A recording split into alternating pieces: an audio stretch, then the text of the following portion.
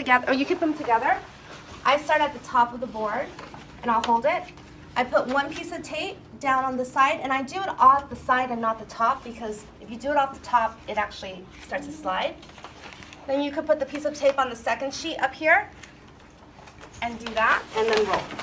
And I can do that with up to 5 pieces of paper on one board, and it's super fast. So you said on the side and not on top? I would do it on the side. When you put it on the top, the paper tends to sag by the end of the day, and then this lip right here gets cramped. Okay. And I have gotten really lazy. I won't even tape every single piece of paper. I just go like this, and we're done. Has taken a deep dive into calligraphy and has come back. What's important about that is that there are some premises. We did not invent lettering in our field. There are some really foundational things. And so you need to know a couple of basic vocabulary around lettering. And forgive us if this is a bit of a recap. Lettering has a height. It's an important height. So each marker, I had a quick nip, it's in my pocket. This isn't gonna work, I want a darker one. And it goes in 4, always goes in 4. So if you're wondering why your brush lettering might not look right, you might not have the right height for your lettering. So, you make marks. This one's a little bit bigger. I think it's been expanded. This one is almost 6, actually. That's the 6. I think it's been stretched. Like she drew it smaller and then it got bigger. Same with this one. This is the Montana. It's also probably 1, 2, 3, 4 heights. So when you have a new pen, the first thing you should do is figure out what is the height of your letter that's possible, and that will be the optimal one. Okay? Lettering also has what we call ascenders and descenders. If you look on this page, medium length, there is a middle line here, and it will go. All the phones coming out.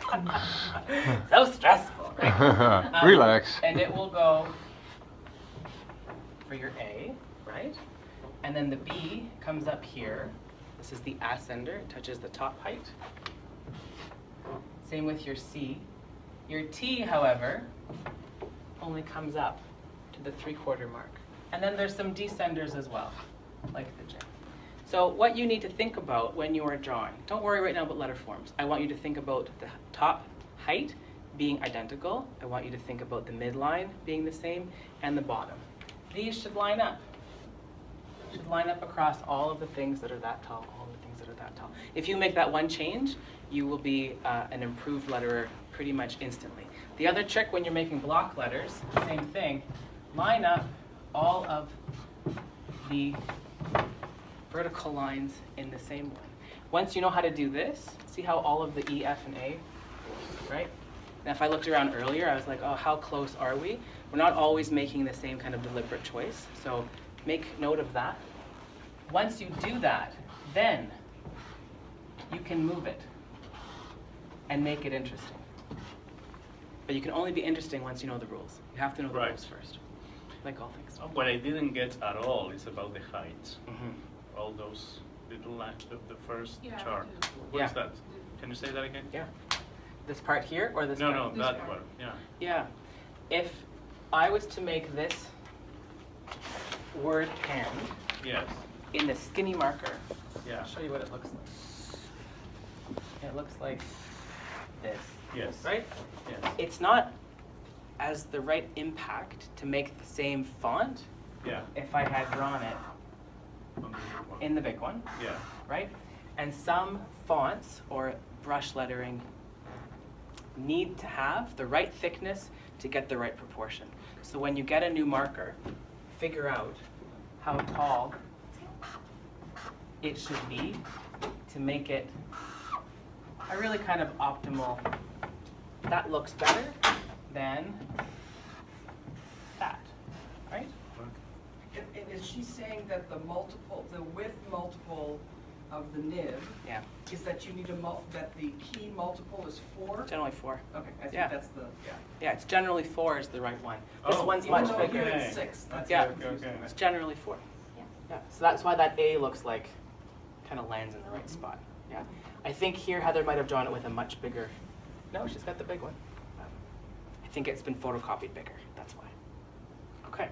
So, testing your marker to get the right situation, figuring out the top line and the bottom line, and the other key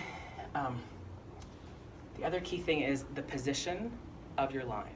So we talked this morning about making a confident line. I'm going to start with just the regular chisel tip.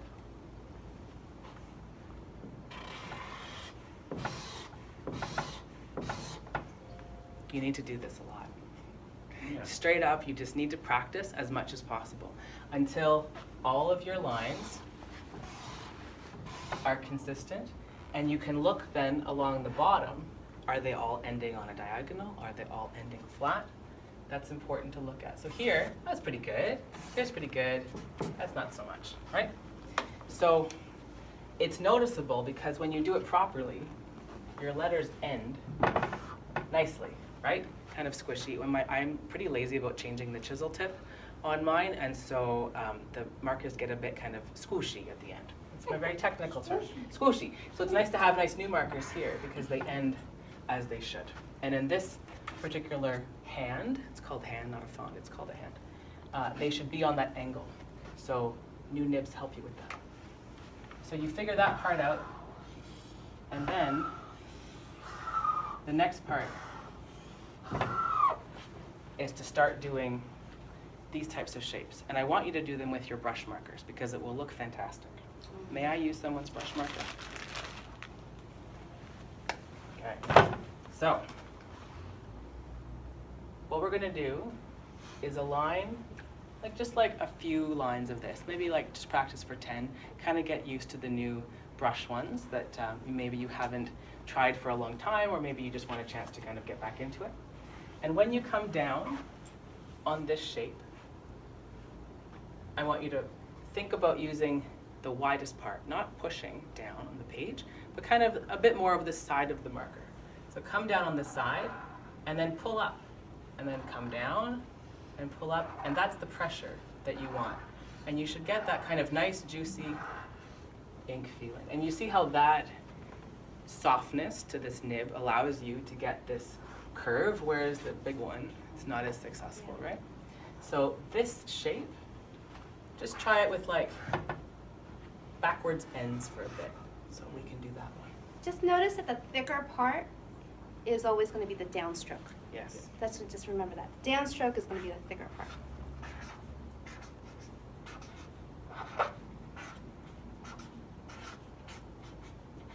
I think that is a very important thing to remember. So the downstroke. So what I want you to try first is double stroke, brush stroke. We're just going to do a few of these. I want you to try maybe 10 different lines. Get a feel for the right position. Again, making sure that you're holding the Neuland pens in the grip position. If you're a lefty, come talk to us and we'll help you adjust your markers. And work on this shape. Do a full line across, and then if you get that under your belt, then try to make 4s that go across. And we'll just do that to warm up.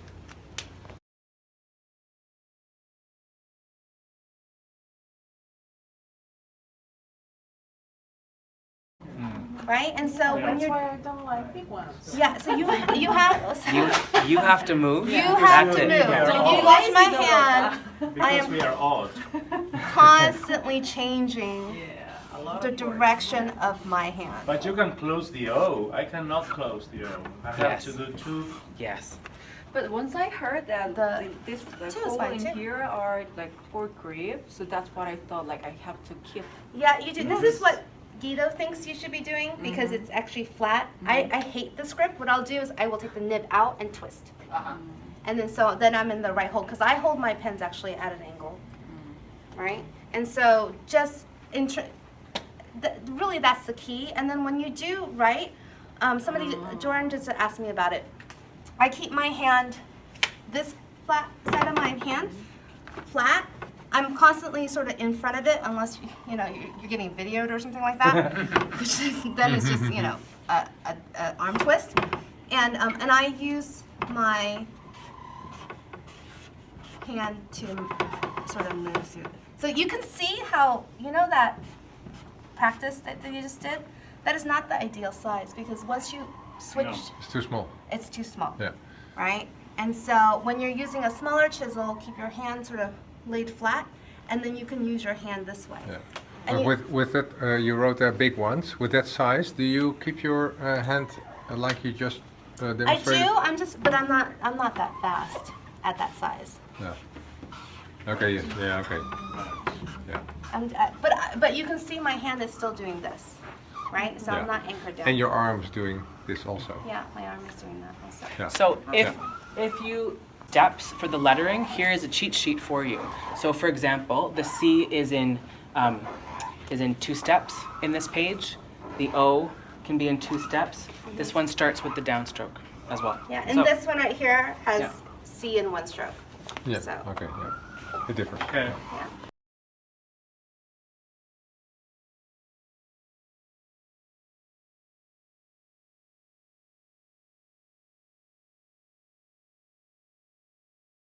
F. F. It's difficult. But All right. F is hard. F is over Yeah, here. but start with the easy one. Let's start with the A. Okay. Yeah. Great. So letters have a direction, and they have this shape goes first. Can you So- draw in the middle Yes. so we can all see? Yes. So here is the beginning of my. It's really a C shape that I get started with first, and then I'm going to come over here and close it.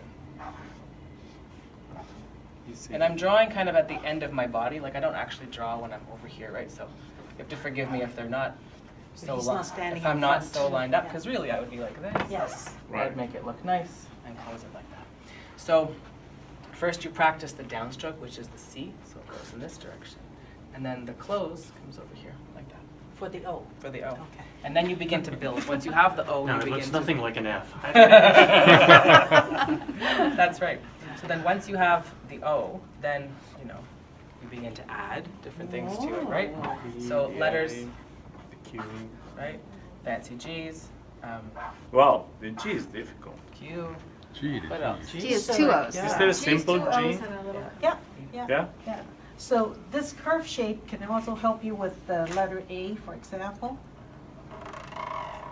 What you'll notice is that if I draw a dotted line down the middle of the A, all the thick should be on one side and all the thin should be on the other side, but I'm doing a script, so it's tilted a little bit. If you want to print,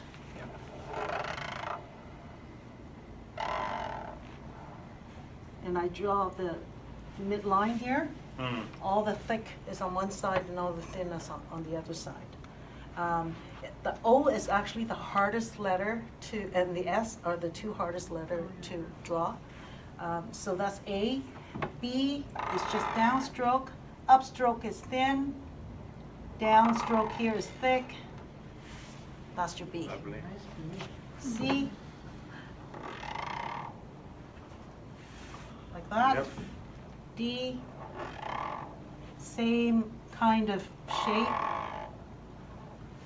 Right? Can I borrow one of the gray markers from someone? Thank you. So one of the great tips that I learned from Heather Martinez is that you can use the gray markers because they overlap.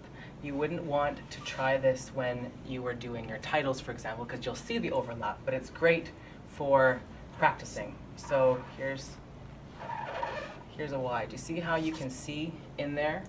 You do want to learn how the shapes overlap. So, right, that should be thicker.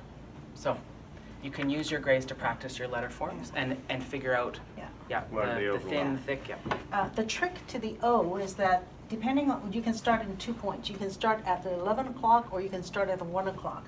I usually start at the 11 o'clock. So this is thick, come up is thin, and the little loop is thin, right? If you start on the 1 o'clock, it'll look something like this. This is thin. Like that. I find the O is Sam's- really hard. Sam's doing O's in 2 steps. Yep, and you you're can do doing that. it in 1. So Yeah. is there? Yeah. So you can Nope, do wrong that. way to do it. Sam is doing it. You can do that and then close it off. Now, the problem is that when you close it off on the other side, it feels like a downstroke, and you tend to make the yeah. downstroke thick. Yeah. Oh. So if you are printing and you're making, I don't know what the hand is, you can make this thick on this side as well. So it'll look more like this. So depending on where you start and where you end, if you do it like in 2-stroke, it could look thick on the other side as well, right? And he's right about the P, downstroke, thin, thick, thin. Q,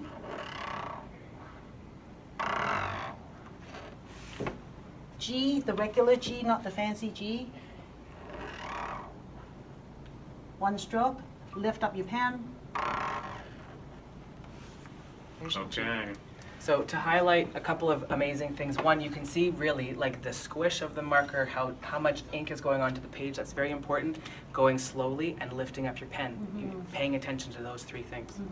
And And another, the F. in the same family as the Y.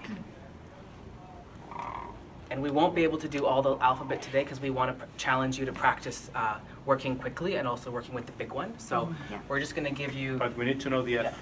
Oh, yeah. okay, my favorite. We came here for the F. So if I'm printing, that's just the printing F. If you want to do a fancy F, Oh, yeah, with the big round. I Yeah, think okay. the general principle is downstroke.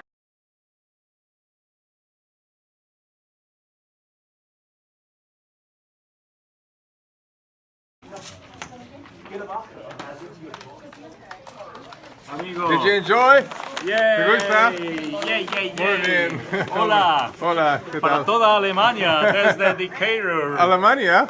Holanda. Holanda, perdón. Qué bruto, qué bruto. Cool. Great. Yeah, well, I have enough room spare. You're really a film director.